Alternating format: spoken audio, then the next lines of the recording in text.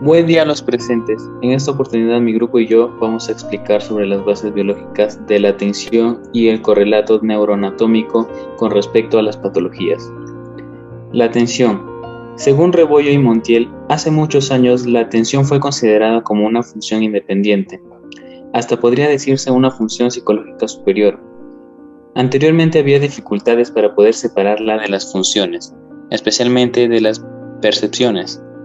Podríamos decir que de esta manera se considera que los propósitos de la atención son la percepción precisa de los objetos y la ejecución de las acciones particulares, especialmente si hay otros objetos o acciones disponibles.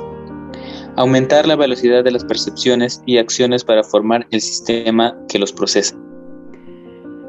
Presione la atención en la percepción o acción de todo el tiempo que es necesario. Las áreas cerebrales con la atención. El cerebro está dividido en dos hemisferios cerebrales que están conectados entre sí por el cuerpo calloso.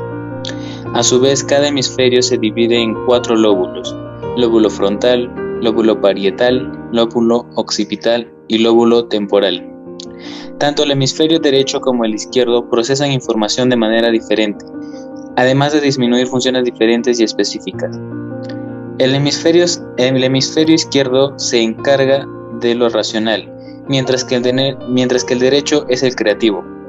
Podemos decir que cada hemisferio tiene su propio director de orquesta, aunque están perfectamente coordinados entre sí.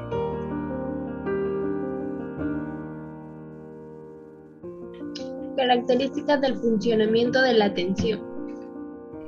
Roynow describe a la atención con las siguientes características. Ciclicidad. La atención se encuentra sujeta a los ciclos básicos de actividad y descanso. Focalización y orientación. Focalización. Habilidad para centrarse en unos cuantos estímulos a la vez. Comprender la concentración, la cual comprende la cantidad de recursos de atención que se dedica a una actividad específica.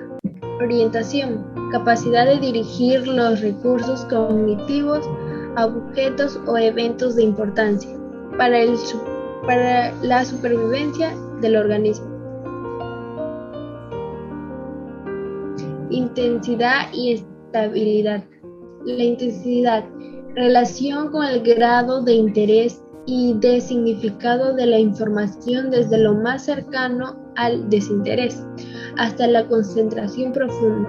Estabilidad, tiempo que una persona permanece atendiendo a una información o actividad. Tipos de atención. La atención se da por diferentes maneras y muy distintas. Por eso es muy importante el concepto de una buena orientación y de tomar conciencia de nuestro mundo exterior. Entonces, el modelo de atención dependerá de la altura de conciencia y la actividad necesite generar un resultado. Atención alternante. Habilidad donde es necesario la flexibilidad mental que permite la alteración de la atención y el manejo de las tareas que encomienden la capacidad intelectual. Ejemplo, al leer y al preparar una comida. Atención dividida. Capacidad donde se puede hacer más de una actividad. Por ejemplo, en la imagen que vemos de la secretaria.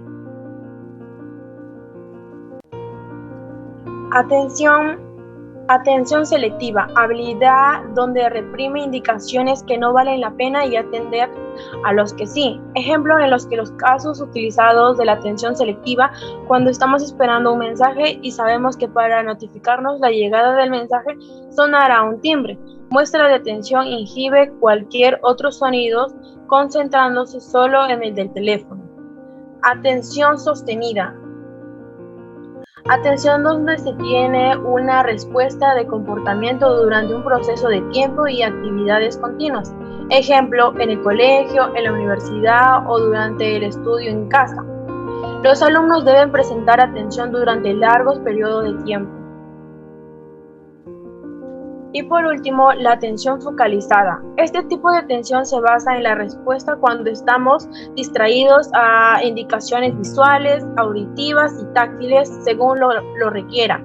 Ejemplo, cuando se nos cae una pieza pequeña al suelo, al hacer la comida o al recoger las migajas de la mesa. Estructura de la atención. A continuación, se indica de modo esquemático algunas estructuras implicadas en el proceso atencional. Tenemos al tálamo. Selecciona la información para que después sea procesada. Tenemos la formación reticular. Se asocia con el mantenimiento de un estado de alerta, con lo cual el cerebro está apto para recibir una información. Tenemos también el lóbulo parietal y frontal. La información del tálamo y de los ganglios basales llega a estas zonas para ser correctamente procesada. El lóbulo parietal elabora mapas sensoriales para después orientar la atención. Y el lóbulo frontal regula procesos psicológicos, la organización, el control de la atención sostenida y focalizada.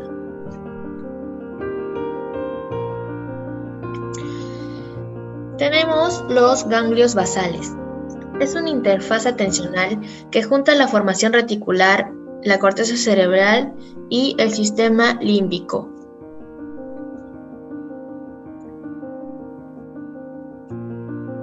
Enfermedades neurológicas.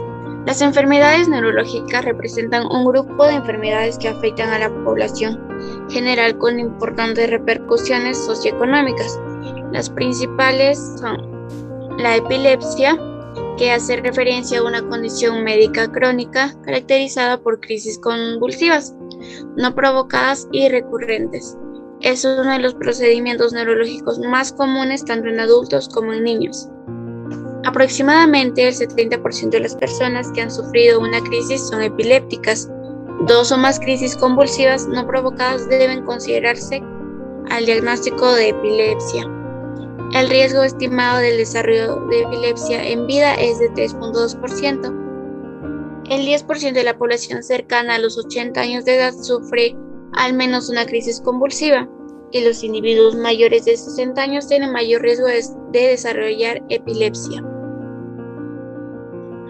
Y la de Parkinson es la más representativa en las enfermedades caracterizadas por movimientos anormales o disquinesias. Es la degeneración de las células dopaminérgicas que se ligan al envejecimiento y factores genéticos. Afecta al 2% de la población general y por lo menos a 20% de las personas mayores de 65 años de edad.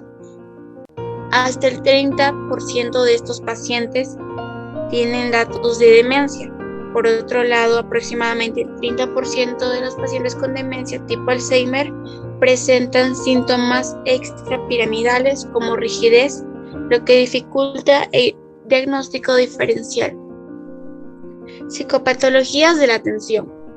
La atención, como refiere Marietán en el año 1994, se puede alterar por múltiples causas como por etiologías del daño cerebral, así como los accidentes cerebrovasculares, traumatismos cráneoencefálicos, deterioro cognitivo, entre otros. Los trastornos de la atención se clasifican en 1, así como la diprosexia, y esto se divide en 2, cualitativas y cuantitativas. La cuantitativa se divide en 3, que es por exceso, por defecto y por ausencia: la hiperprosexia, hipoprosexia y la aprosexia, mientras que la cualitativa solo en 1, que viene a ser la pseudoaprosexia. La hiperprosexia es la inestabilidad de la atención o distractibilidad. La hipoprosexia es la disminución de la capacidad de la atención y la aprosexia es la falta de atención absoluta. La pseudoprosexia es la falta de atención detectable por un observador externo. Trastornos por déficit de atención e hiperactividad. El trastorno por déficit de la atención e hiperactividad, TDAH, Es un desorden psiquiátrico de inicio en edad temprana, generalmente entre los niños de 3 y 7 años de edad. Clínicamente heterogéneo, caracterizado por inatención, hiperactividad e impulsiva.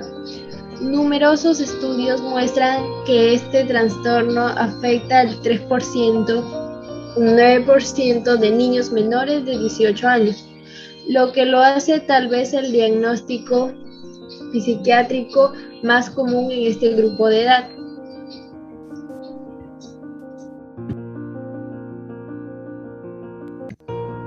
Ejemplo, las quejas comenzaron en el trastorno al ámbito escolar del niño por excesivas actividades motoras, desorganización fatal de atención hacia los deberes, comportamiento de tipo destructivo y una consecuente manifestación de retraso escolar. En el ámbito familiar, el niño convive con los padres separados. La madre no vive con él, el padre trabaja todo el día y el niño es cuidado por su abuela. Gracias por prestar atención. Hasta la próxima.